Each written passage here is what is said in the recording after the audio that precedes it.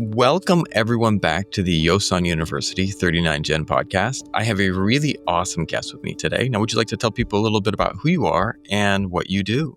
Hello, my name is Johan Hausen. I'm the co-founder of Purple Cloud Institute and the founder of Purple Cloud Press. I'm currently working part-time in a psychosomatic clinic as a TCM practitioner, and I also am a martial artist and Daoist. That's awesome. It's there's quite the range of things that you're doing there. It's not just one thing. Now, I would love to find out. There's so many things to ask about, but I'd love to first of all find out what drew you to Chinese medicine. What drew you to this medicine and down this path? It really goes back to my martial arts background. So I started practicing Taekwondo when I was 13 and really tried to get as far as I possibly could, which was the German national team. And Wow. then really a series of injuries made me feel like I plateaued. And so I decided to have a break from Taekwondo and go to China and to train what is believed to be the cradle of all martial arts, Shaolin Kung Fu. That's And then, amazing. and just having my fair share of injuries, which were usually just treated by physiotherapy in Germany, I was exposed to acupuncture really in China. And so it became very interesting to learn the flip side of, I guess you have to phrase it the way that the ultimate goal is to, well, for me in Taekwondo fighting, it was to win by points. But martial arts has an aspect of hurting the other person. And in that process, you get hurt yourself as well. And so I believe all martial arts schools have a healing side attached to them just because they've had to deal with so many bruises and contusions and what have you. Yeah, and this is true. I studied martial arts as well, and my teacher said that you have the healing and the hurting. And so my martial arts teacher, we actually learned massage. It was a Japanese system, and everyone after you'd get beat up all day doing judo, and you were just absolutely beat up from throwing each other on the mat all day, and things were out and aching, and we would work on massage and helping people make sure that they were able to train more. And I'm not gonna lie, that massage session every single class was almost as good as training for the martial arts time. It gave you something to look forward to as well. But it was powerful because that was my first introduction to acupuncture. My professor's like, all right, we're going to massage at this point. And, he was big into moxa. And he was like, well, we're going to try some moxa. And I was just like, that feels great. So it was a doorway that opened. You went from Germany to study in China. What was it that made you go, hey, I want to study in China? What was the catalyst that made that happen? I know you were injured, but like, did you have friends there? Was there a contact that you had met? Pretty strange. Like I have a mind, when I want to do something, I do it. And then I don't really think too much about the upsides and the downsides. I just want to go to China. And I visited this demo by the Shaolin monks, which I suppose many people have. And I had a chance to go there for quite a spell. And originally my idea was to go to China to reinvigorate my love for Taekwondo, come back and really give it another crack. But very soon I realized it wouldn't really help me to become very good at Taekwondo. It's a different style. Even the mechanics of your hip in Kung Fu, you're really trying to squeeze your leg into your hip joint so you can potentially hit your own forehead with the tip of your foot by doing these straight kicks, which I didn't think was possible up until the point I saw it. And in Taekwondo, you extend your hip as much as you can. So it's structurally quite different. And I really realized that pretty soon, and I was happy to give up on that idea of going back and making it into the national team again. That's wild. Now, you're in China and you're training. How did that martial arts training transition into then studying acupuncture? Properly. There's a little bit of time in between. So I was in Shaolin, and I met Lindsay Wei, who's a martial artist and who's been on the podcast, I believe. And then I went back and realized my body, well, I had to go back because my body wasn't keeping up with the training and I broke my finger. And so I went to London to study film and broadcast production to maybe go down more of a regular path. And then 6 months before completion of that bachelor, Lindsay wrote to me and invited me to a course at Five Immortals Temple the first time it had opened its gates to foreigners, and I was like, I have to go. Like I knew nothing about Taoism. My Chinese was sort of like I could get around, like ordering food and getting train tickets. It wasn't very good. And I was like, I need to go. And so I went before my course completed. I managed to get a precedent set for me. So I did get the piece of paper, which never mattered to me. But then going to the Wudang Mountains was really where, I guess, 3-4 months later, I was like, yeah, I'm going to study TCM when I go back. That's awesome. I mean, I wanna come back to the acupuncture, but I also want to talk about, what was it like training? Because I looked at your bio and you trained under Li Shifu at Five Immortals Temple in Wudang. What was that like? It was very well. It was. I guess I had the expectation of Shaolin, which was a different training where it's just about the external component. We didn't even have a meditation practice in the evenings, or Tai Chi was sort of like an extra class, but only one of the years. And so at the temple, it was a different environment because you live in the mountains, in the forest, and you learn everything. You learn so much Chinese culture, you learn Daoist culture, depending on the course that's run. So we had a course that was very kung fu heavy. It was a lot of training in a very warm environment because it was sort of edging into summer. And it was it was it was tough, but it was very fulfilling. Mm. I was like a little bit like a sponge absorbing it all because it was also new to me. Because what I often see is when people study a lot, their teacup can be quite full. And I when I first Yes. saw that analogy, I didn't like it. I was like, this is obvious. The cup is full. You pour more water and it overflows. But it's very true. If you have your set of assumptions and preconceptions, it's very hard for something else to get in there. And so, and I'm sure any acupuncturist or TCM practitioner with patients comes across someone who says, well, I'm doing all these good things. And then you need to bring it across that they might have to change some of the things they consider good because it certainly isn't working. Like if everything was working, they weren't in your clinic. This is my stance. Yes. There was I had a guest on one of my other podcasts, the Sean Trey Show. Um I just had his episode go up and he was coming to speak on happiness. One of the things in happiness and fun, and he was talking about how people can have more fun in their life. And he says one of the most important things is that you want to tell people to have more fun, but the big problem is most people are 99% full. Their lives are full of stuff. So you tell them go do more to have more fun. He's like, they can't. And it's going to become stressful for them because their core problem is not that they're doing too little and not having fun. It's that they have too much going on. And sometimes you gotta empty the cup a little bit so that you can go out and whether it be learn or have enjoyment of time, that empty cup is a powerful thing. I heard a different analogy for it, which I thought was quite interesting. Like thinking of $100 you have every day, what do you spend at $100? And that's sort of Mm. your energy allocation you have. And once you spend your $100, there's just nothing left. As you said, like you tell them to do more, they're like, I don't have money to buy myself this happiness, which is essentially time, I suppose. Yeah. Right? Well, that's awesome. So you went to Wudang to study, and what was you said there was martial arts, there was Taoism. Did you learn any Chinese medicine there, or was it just the Taoist roots that you were learning?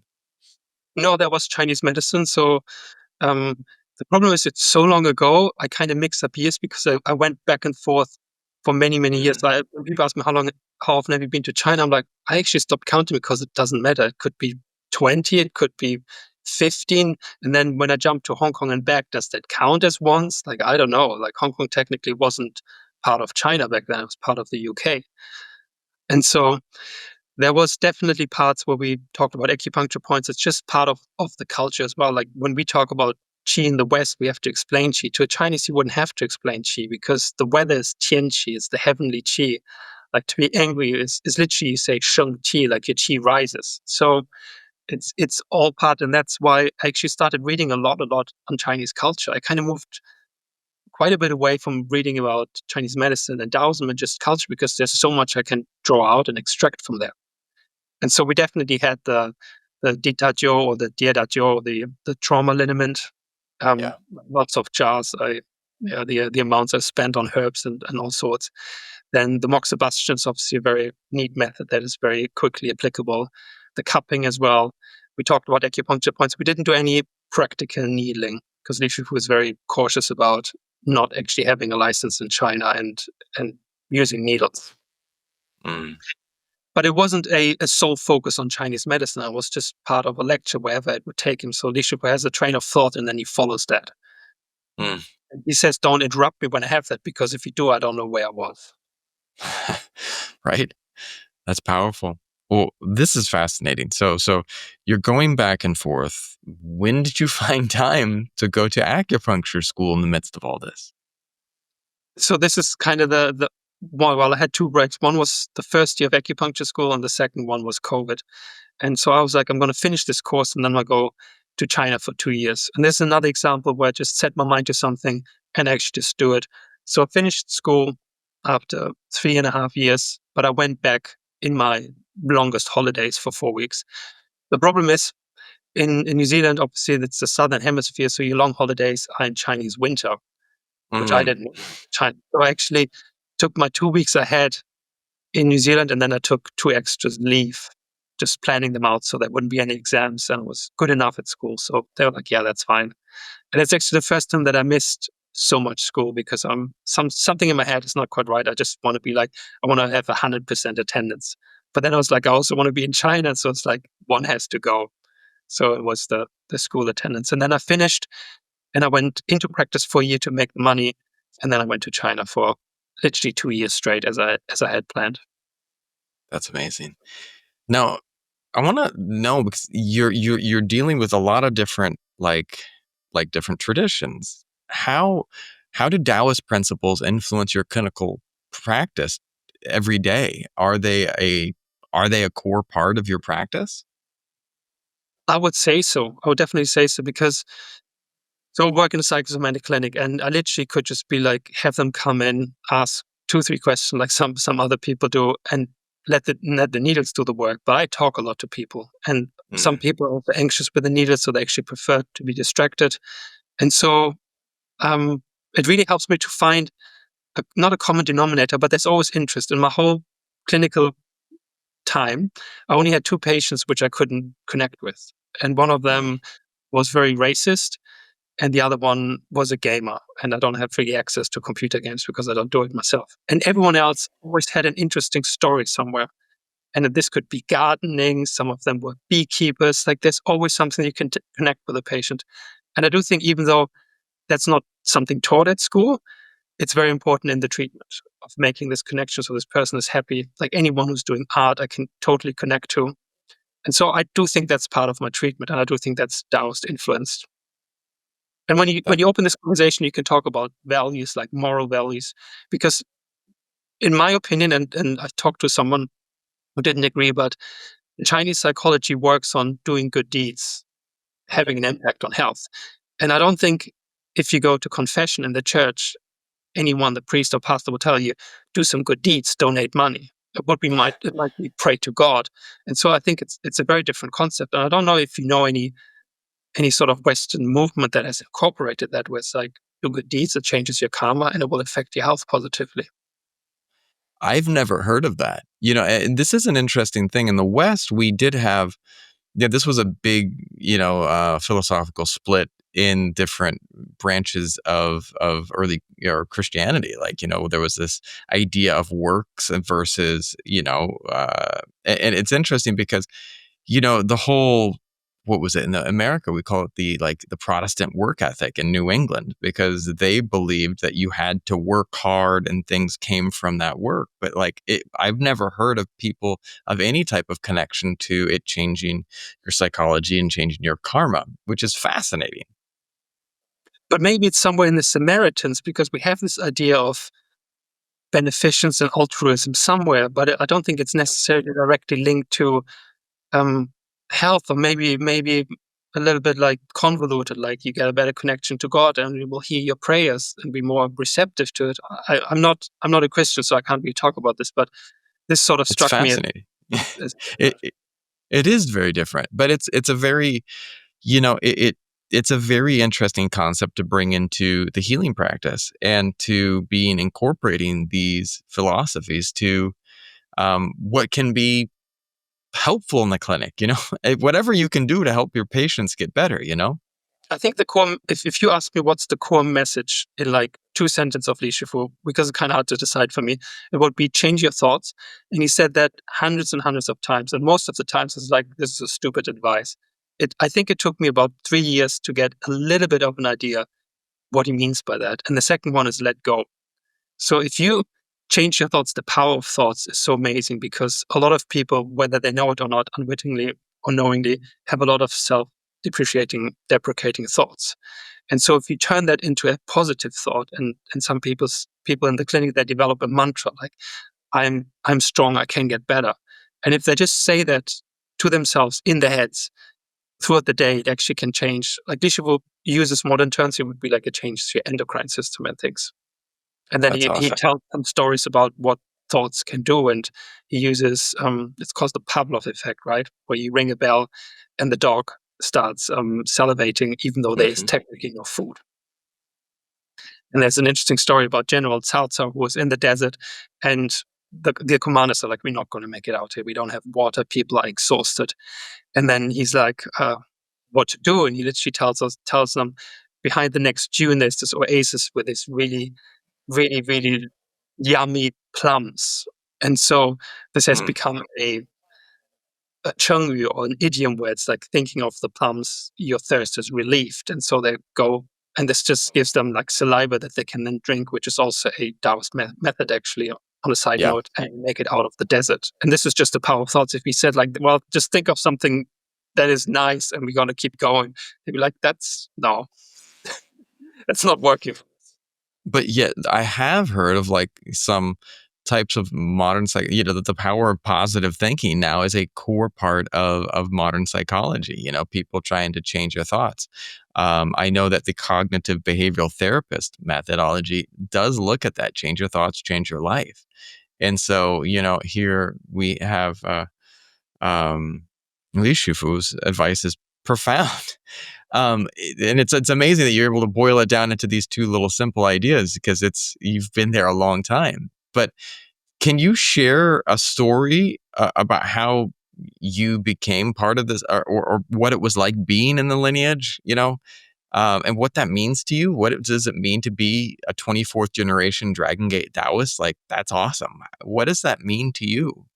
But becoming part of it is a short story of me going there in the first year. But I do think, like, really becoming part of it kind of took a few years of reading more, learning more. It's almost like when you learn a new method, this is where the journey begins. Like, you have the method and you're like, you're not a master. You just, like, I have the theoretical approach and I have the practical parts to use it, but now I have to do it. And if you don't use it for several years, it actually might be a lot harder to get back into it.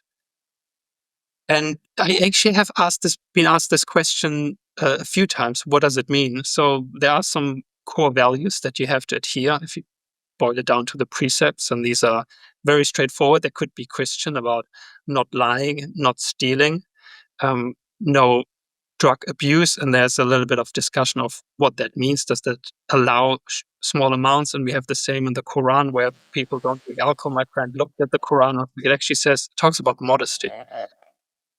And so these are values that any Christians really should uphold. And unfortunately, even though we have a very religious world, I don't think most people uphold these, because not killing, our world would be so different. Like if every president upheld this law and made all the subjects and all the people uphold it, we wouldn't have wars. It's that simple. So I do often think it's good to go back to the basics, and I do that with everything I study. Sometimes I go back to very basic texts and be like, this was a good reminder to do this. But if you, outside of the precepts, I would quote one of my friends who was at the temple, and this is about being a good person.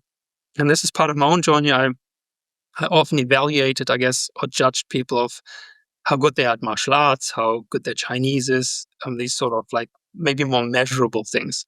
And now I've moved away from that. I don't actually care about any of these, or any other things you could group within that, but I care, is this person a good person? And I just need to observe the person to ascertain that. So being a good person, and to quote my friend, to go back to that, trying to be a better person than you were yesterday. I love And that.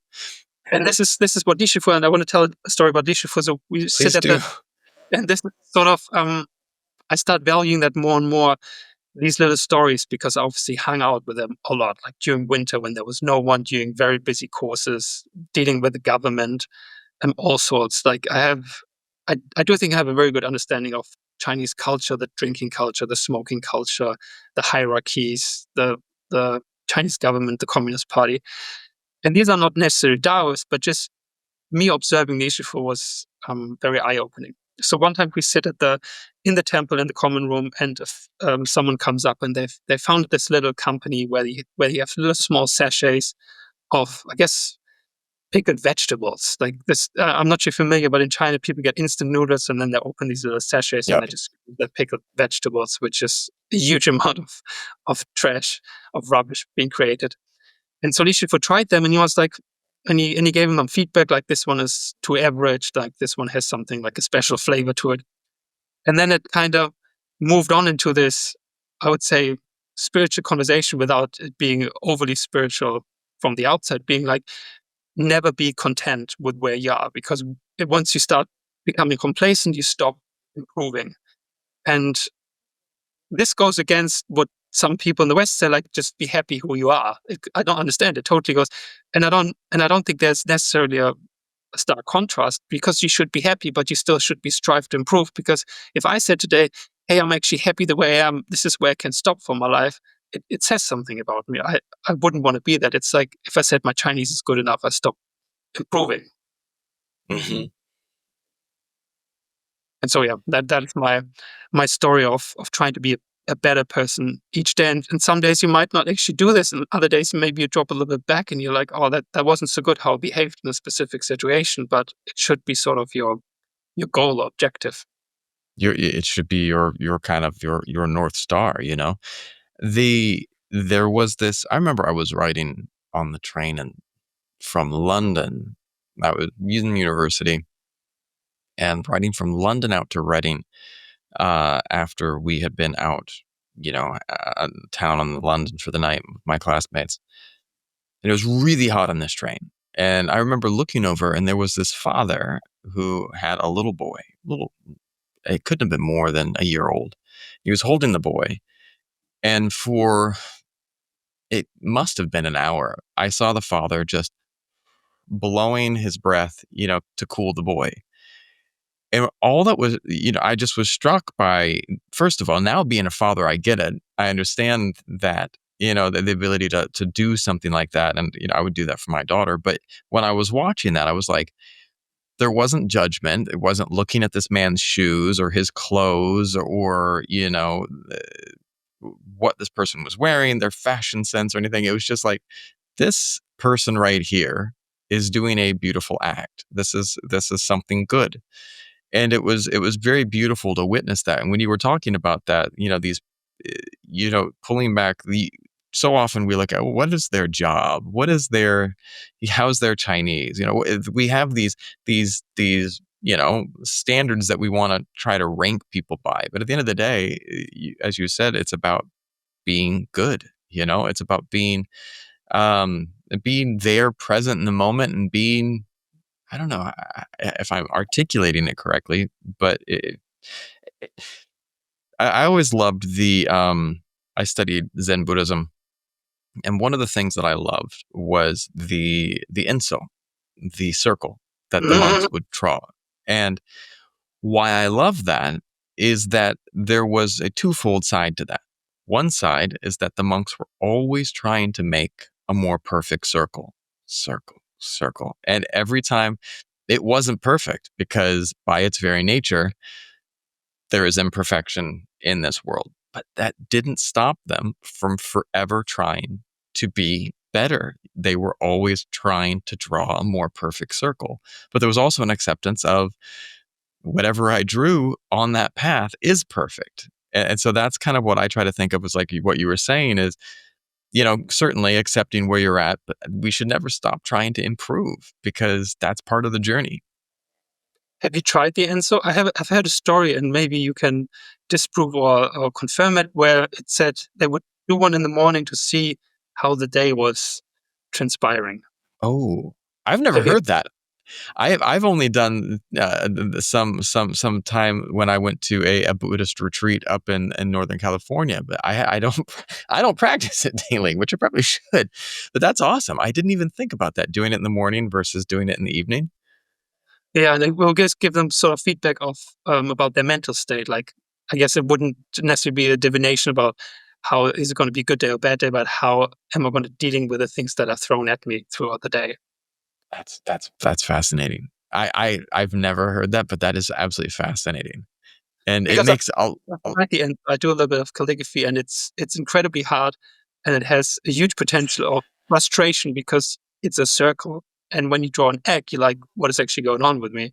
And for me, with calligraphy, it's drawn fast, and it's the goal is not only have it round, the goal is also to have it look beautiful. So sometimes it's fairly round, but it's boring, yes, and you're like, "Well, good, I nailed it drawing a round circle, but it has no character, it has nothing to it."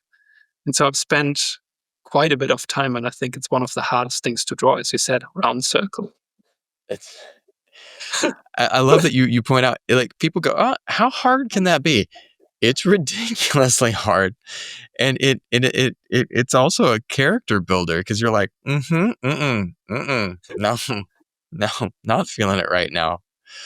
Well, I've got still so many questions because you have done a lot of stuff, and from just your first sentence, I want to dive into another topic, like Purple Cloud Press. What inspired you to start Purple Cloud Press, and what gaps in the field were you hoping to fill through publishing? So the main intention really, and I'd be honest with you, I don't think I'm the best to do this kind of work. I think I do an Really? okay job, but probably other people do who can do it much better. Well, technically, there's always someone better than you most of the time, unless you're like Usain Bolt and you can say like, "Well, I'm actually the fastest." But what I Right. noticed, and this came up to um, my own first published book, where basically I'm not going to drop names, but basically I published my book, and um, it was a very strange process where I wrote my introduction, and my idea of an editor is to rip it apart, send it back to me, and make it better. This person didn't do any of that. He just was like, "Yeah, that's fine. We put it in." I was like, "No, I know it's not fine. It was never supposed to be tidied up." And so that was very strange, but it wasn't in their budget. Maybe I misunderstood that this person was a typesetter rather than an editor. It eventually got published. It did very well. And then I got an email by a German naturopath who wanted to translate it into German. And so he wanted to have the rights because his Chinese wasn't good enough to go back to the Chinese and translate it from the Chinese. So he would use the English to translate it into German. And then we we drafted a contract where we'd get 10% of the German translation. And then this publishing house was like, "Why don't you buy yourself out of our contract and start your own thing," which was already on my mind anyways. And then you could publish the German version and your own version. So I bought myself out of the contract, which I think it was pretty much ripped off. Then the German person had some things happening in their life of moving places, restructuring. So that hasn't been published to this day. And then I had my own publishing house going anyways. And then I was looking for more titles. But the idea was really to give the authors a higher percentage. So most publishing houses give something between 5 and 15% to the authors, which makes it not worth their time. And most authors who don't work in an academic setting, they do it on the side. Like they have their clinics or they have their family, their life, and then they translate sometimes late into the night. So I was like, I will want to pay every author at more than 50%. Like they need to get the majority of the royalty because otherwise it's incredibly unfair. This was reason number one. Reason number two was some of the publications are so expensive, like Yep. 150 euros and upwards, that it's not accessible to the masses. So I'm constantly, I guess I would say fight, but I'm constantly also make sure with the authors like we go for as low as we can, even though they understand that a book has its worth and its time. But I think if it's cheaper, more people will buy it, and then we actually just 100%. create the same royalty. For a lot of people, I've heard people say like $40 is a lot of money to spend on a book. So I want to keep that in mind. I 100%. I love that sentiment because that's everything that I've always wondered. Like, as an acupuncture student, and the other day I was in a Facebook group, and there was one of the scholars in the US that was selling her book collection. And it was an amazing book collection. And people were like, it's $10. She was selling them $10 a book. And they were being sold so quickly. And one of the things that I was looking at some of the books in there, and I was like, some of these books originally were like $150, $200. And I was just thinking, like, there's so many of those books that I've only been able to read in the library because they weren't a primary text. And it was just so expensive to buy them, but yet that's something like that's a great business principle. You can have a book with a very high cost and you sell 2 or 3 copies, or you lower the cost and you sell quite a few copies, which at the end of the day equals the same amount of money, right? Same amount of profit. And you have more readers, which I think is the ultimate goal, to reach a wider audience, because no one wants to have a book for $250 and be like, well, 5 people read it. I worked on this for 2, 3 years. It's not Right? fulfilling or satisfying. But I spoke to people, and for example, Brill is outrageously expensive, and their goal is just to sell it to libraries. They're not interested in the Joe average as a sales market, and that's why it's so expensive. Like I know a lot of people only buy the books when they get like a 50% discount or flash sale, Yeah. because It's then it so becomes true. 100, right? And that's still not so cheap. It's still not so cheap, right? It's still not so cheap. And, I think that is, but it's definitely a good point that you're bringing up and reaching. Yeah, because it's like, say I was making a song. Let's take it back from books. You know, making a song. Would I prefer to play at 100 different venues or only one venue? Probably if I'm a musician, I'm going to be preferred to be playing at 100 different venues. Even if I make a little bit less money, the fact that my music's being heard is, I think at the end of the day, probably more of what you're looking for than to be, you know, more, I don't know. It's not more prestigious at that point in time. It's just not being seen. Yeah. I don't know. Well, my next question then, what are some of the biggest challenges you've faced in translating Chinese medical and Taoist texts for a Western audience? I guess it's the market. It's always going to be niche. I think some people believe I make a lot of money, I actually break even. This is not how I earn my bread and butter. And so it's really reaching people. And I know there's a little bit of a movement away from social media because people realize how much time of the day it takes up. For me, Right. there's no choice. Like I've literally registered for TikTok now because it's a huge market and I can't get off Amazon. I know it's a beast. I don't endorse what they're doing.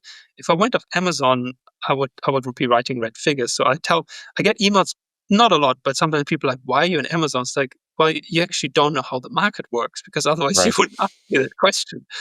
And so then they're like, why don't you have PDFs? I'm like, well, if my books get disseminated online, that'd be the end of me recuperating my money. Like I sometimes invest up to 10 grand in a book, but I need to make that back, even if it's over the span of 5 years.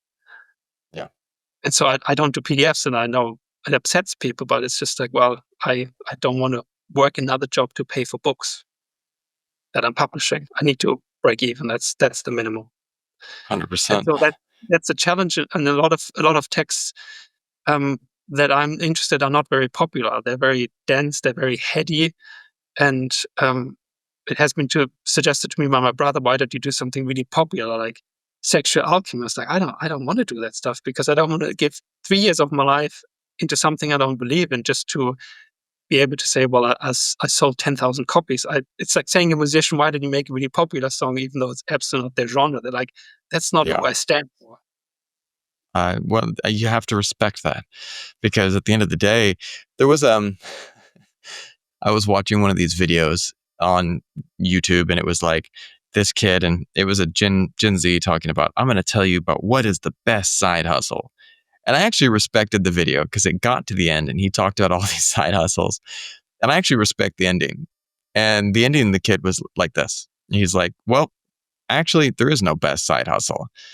If you're going to be devoting so much of your time into anything, make sure it's something you love. So, what is the best side hustle for you?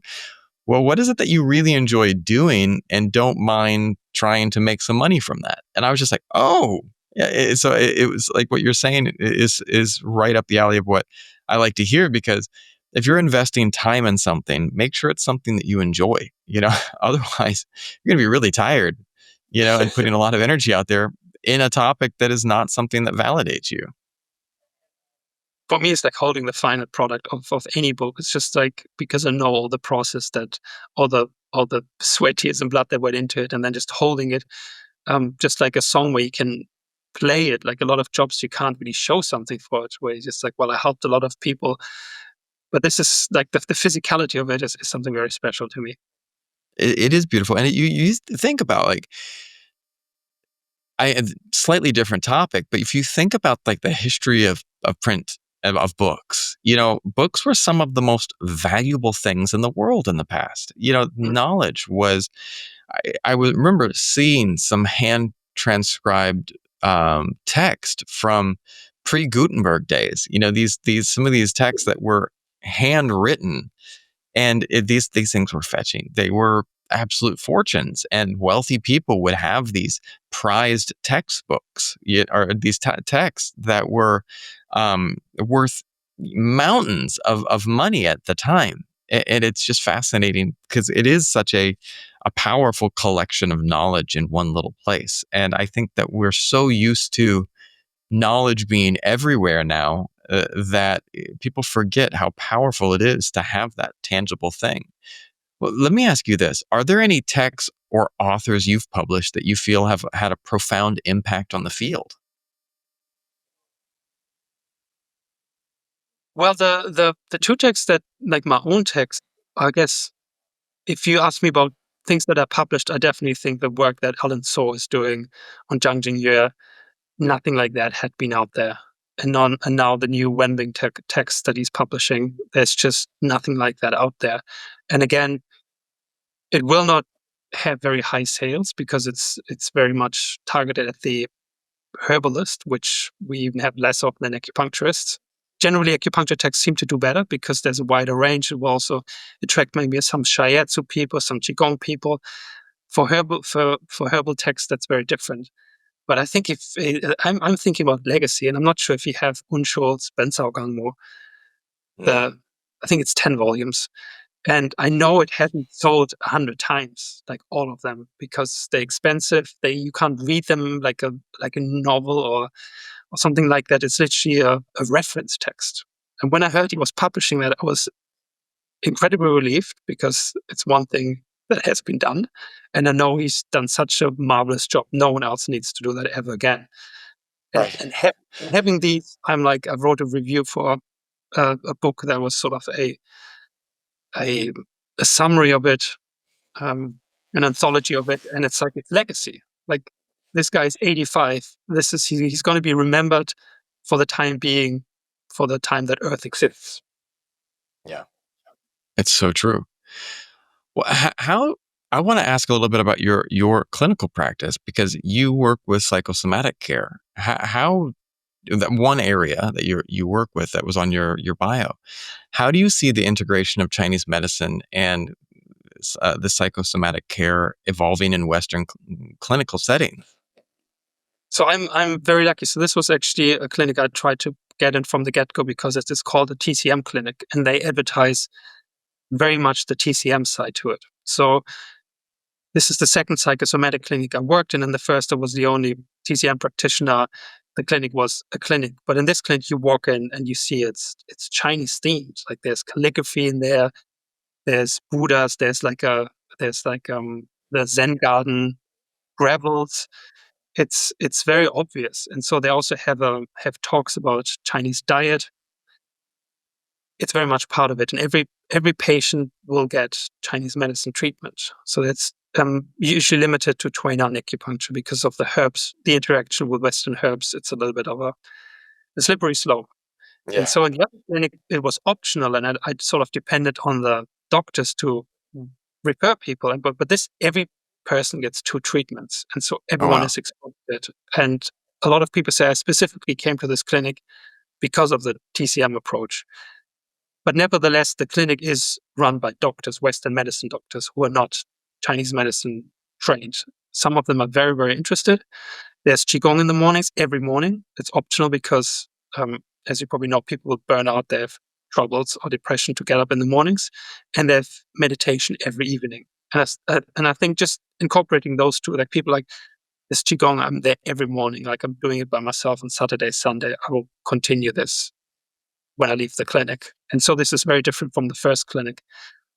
And just having those 2 treatments you get, this is why I like to have 45-minute treatments, because I have a chance to talk to a person.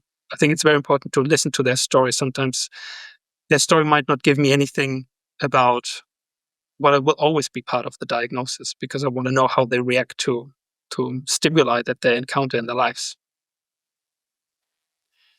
I think that we don't spend in our lives, our entire culture, world culture, so many people are rushing, rush. I remember once I was training as an actor. I've done many things as well. And I was working with a great teacher who was teaching the Alexander technique. And it was interesting. It's an interesting technique that they use to teach actors. But when I was sitting with him, the first thing he did, he sat me down. He started doing these relaxation and postural correction exercises, kind of readjusting my posture. He said, I want you to take a deep breath and I want you to say these words. And I took a breath and he's like, say it with me. I have time. And it was just like sitting there, slowing down. And then we had a conversation. How are you doing? And I'm just like, these are my acting classes. Why are we having a conversation about what I'm doing? But he wanted to know my emotional state. He wanted to know where I was at up here, because if I'm going to be trying to get into another character, if my glass is full, I have no space to interact with that character. So you have to kind of empty some things out. And we would go through this process, and I would like leave these classes just like in this cathartic state. I'm like, I feel great right now. And it was slowed down, and we had this conversation. And I remember this one experience I had in UCLA. I was having some health challenges, and I went to see this one doctor, and she had these rave reviews on Yelp. And I went into her, and she was an allergy doctor, but she sat there and she's like, all right, first meeting. And we sat down, and she's like, I'm going to get to know you. And she checked me from head to toe. She looked at my skin. She looked at my fingers. She sat there, I took time, and we talked, and she gave me like a thorough inspection from head to toe. And it took about 30 minutes, and we had a conversation while she did it. And she's like, how long have you had this? What's going on here? And I've never felt more peaceful in my life. And, it was and this was a Western MD that just sat there and took an hour with me. She's like, I don't have anyone else booked for an hour and a half, because after this appointment, I'm going to sit down and take some notes. And I said, you need to run off to another appointment? She's like, I've got time. Let's talk. Best experience I've ever had with a practitioner and professional. It was amazing. But I felt heard, I felt seen, and I felt there was a connection. And I was sat there, and I after I left, I said, I don't know if she's going to help me with what I'm dealing with, but I do know that today was a wonderful experience. And it was so healing. And, it was powerful and profound to see that. And suddenly I was like, and that's why this person has perfect 5.0 rating on Yelp. There was no one had anything bad to say. And it was powerful because I felt like after that moment, and she did act like this. She said, I might not have the answer for you, but I will always be an ally, and I'll always be a person that's on your team. She says, if you ever have someone who shares a bit of advice with you that you're not sure of, pop in, we'll have a meeting, and I can help you see through what's going on. And I was just like, wow, this is amazing. And I was like, this needs to be a shift that's happening in all healthcare, where people are present in that appointment. They're present in the healing session. I'll tell a story, and this has happened 2 weeks ago. Basically, we get a printout of our patients, but we can also look it up in the computer, and there sometimes are changes. So I'm believing that the next patient is in 20 minutes, and I meet her after 10 minutes on the corridor, and she's like, "My appointment was 10 minutes ago." I'm Oh like, "Oh, no. something must have changed. Come in." This is a patient that's notoriously difficult and has already been in the clinic, and um, she is like, "Oh, everyone is really hectic and stuff." And I was like, "I don't think I'm hectic." And then she looks at me, it's like, I literally don't want to comment on that. Like she just had something bad to say about me. So I ignore on that. And then I tell her, maybe the 10 minutes you actually had to wait now are the most important for you today. And my message was, in this 10 minutes, you could have reflected on what does it do to you, because it's 10 minutes. And I also told her it's not the end of the world. I actually can have 10 minutes more at the end. But she looked at me and was like, "Are you trying to lecture me because I can leave right now?" And I didn't expect that. So basically, she told me I cannot share what I want to share with her as a practitioner, because this is part of how I practice with people. And so I got a little bit of a hot flush, I'll be honest with you, and it made me very nervous. And I was like, I'm not going to talk to her much in the session. I take her pulse, her tongue. I know her history quite well. She's a very woody type, as you can tell. Yeah. And let her go afterwards. She calmed down when she was lying there. She's got issues in life that I don't want to have, because she's very erratic with everyone. So it will be very hard for her to have any meaningful relations. And this is really the bottom line. I also ask in a meeting, like, does she actually know how she reacts to people? Because it's not the first time. I ask her, like, how's your energy throughout the day? She's like, I'm alive. Like, like, say the words like, why do you ask me stupid questions? So then I was like, I don't think I can help this patient. I don't think we're on the same page. We're on the same journey. And is there maybe a different way I can approach this patient? I was like, I actually can't. I can just treat her with needles, talk very little, but then maybe someone else can do a better job. And so I spoke to the scheduling department, and I was like to admin, like, can you have someone else see this patient? And they were like, yeah, that's totally fine. And I'm pondered about this a lot, but the issue says, like, when we don't align minds, we can't help each other. And then our destiny, the link is broken. And that's what I help with her. She's just wasting her time with me. She doesn't seem to enjoy being treated by me. And I know a dozen other patients would be. And this is the aspect of listening. Like, obviously she knows some things are not going well, otherwise she wouldn't be in the clinic, but she doesn't want to listen. She's so full. She's like, oh, Qigong is really bad for me. Meditation, I don't like. I'm glad it's the weekend and the treatments are over. It's like, you need to empty your cup. And other Yeah. people, like, I'm going to take everything because this is the chance of my life, because often they're at a fork in the crossroad. They're like, this is make or break it.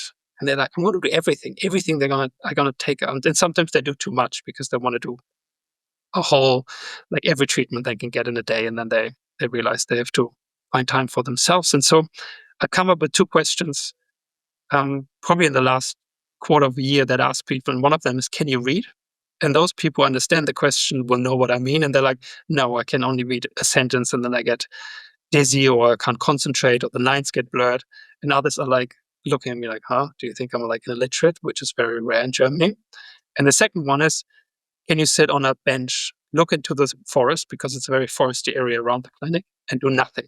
Just sit there and not think about, I need to paint, I need to do some builds, I need to call someone. And it's surprising how many people say, like, 5 minutes? No way. I cannot sit there for 5 minutes. It's like, if I can play on my mobile phone, it's like, that's not what I meant. Or like, if I can listen to music, it's like, that's not what I meant. Just sit there. And so I started looking at a lot of sayings. In German, we say, just let your soul dangle, is one of them. Another one is, let five be an even number. And so I find those very interesting, what they're trying to tell you. And then another person told me a saying I didn't know, I've never used it, which is, let God be a good man, which I also really like. Wow. That's powerful. Wow. You got me thinking now. Let me ask you this. What's next for you, either in your clinical journey, your Taoist path, or your work in publishing? What's coming up on the horizon? So the publishing house really has gained its own momentum. It's incredibly busy. I probably have to limit it at some stage to 12 books a year, because I have one typesetter, and she's got a backlog of 3 books. So what I've done is, my book is finished. My next about the Dragon Gate's core methods. But then someone else asked me, about a specific deadline, which I do have contractually. So I was like, okay, I need to delay my book, squeeze this other book, and it's actually probably going to be 2 books. But eventually my book needs to come next, and people asking me about it too. So 12 books will be the limit, and now authors approach me, which is very nice. So there's a book coming out with Lorraine Wilcox, who I rate very, very highly. Yeah, And that I would just keep going. I have a ISBNs from 100, and I think there's 70 left. So that's 35 books, and then I'm going to reassess how things are going. So I'm going to definitely do that's at least another 3 years.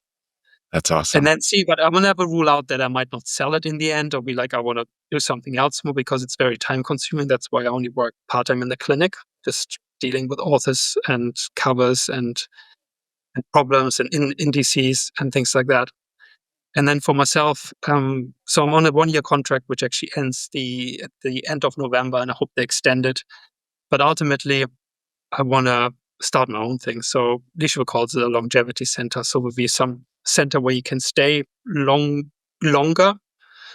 So we can also lodge, and it's going to be just a whole range of modalities like Qigong, meditation, Chinese medicine. There will be some permaculture. And so I'm talking to a few people, but I want to be my own boss. If That's that makes awesome. sense.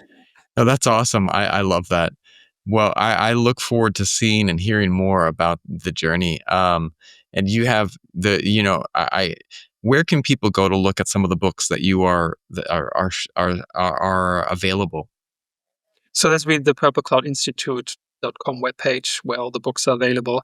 They're also on Amazon. I do want to say that Amazon takes a lion's share of publications. So if bought through the shop, there'll be actually more money, more royalties going towards the authors and in support of the Purple Cloud Press.